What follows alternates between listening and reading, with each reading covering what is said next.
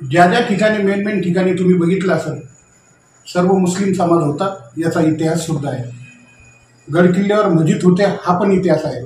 पण आज मुस्लिम समाजाला फक्त निवडणुकीपुरतंच यूज करण्यात येतं आणि त्यांच्याकडे बघण्याचा दृष्टिकोन अपना वेगळा है. जिस तरह छत्रपति शिवाजी महाराज ने सभी समुदायों को साथ लेकर स्वराज्य की नींव रखी, उसी सोच और उसी एकता की आज महाराष्ट्र को जरूरत है.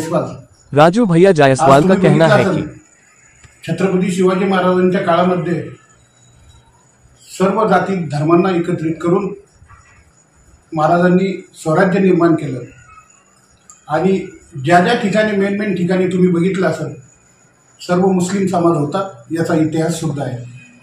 गडकिल्ल्यावर मस्जिद होते हा पण इतिहास आहे.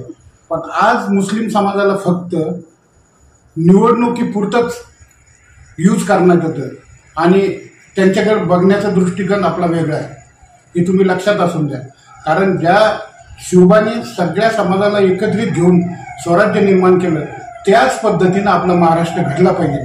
म्हणून मी सर्व मान्यवरांना विनंती करतो का मुस्लिम समाजाकडे बघण्याचा दृष्टिकोन तुम्ही बदला. नक्कीच एक दिवस इतिहास होईल. कारण तुम्ही बघितलं असेल आज संभाजीनगरचे अतिक्रम असू काही असू या सर्व क्षेत्रामध्ये मुस्लिम समाजाची गोरगरीब जनतेची खूप मोठी हानी झालेली आहे.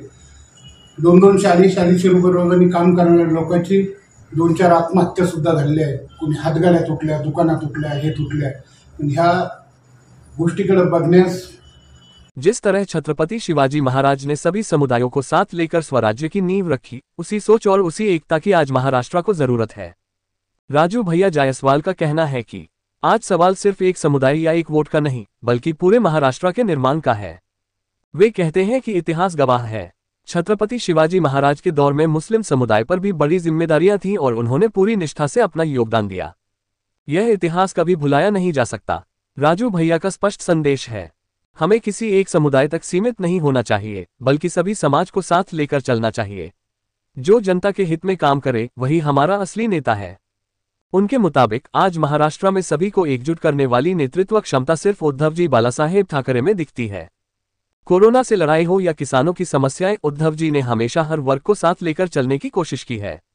राजू भैया आगे कहते हैं, इस किसान का कर्ज माफ किया जाए, जो आम लोगों के हित में काम करता है वही हमारा नेता है. जाति धर्म छोड़िए, महाराष्ट्र को आगे बढ़ाए. और अंत में उन्होंने ये भी कहा, नगर पालिका बनेगी तो विकास की रफ्तार और तेज होगी. इसमें सभी समुदायों की भागीदारी जरूरी है. महानगरपालिकेमध्ये नगराध्यक्ष ज्या ठिकाणी नगराध्यक्षासाठी जे आता निवडणूक होत आहे त्या ठिकाणी मशाल या चिन्हावर जास्तीत जास्त फुलीचे ठसे मारून निवडून द्या असं मी मुस्लिम समाजाला आवाहन करतो.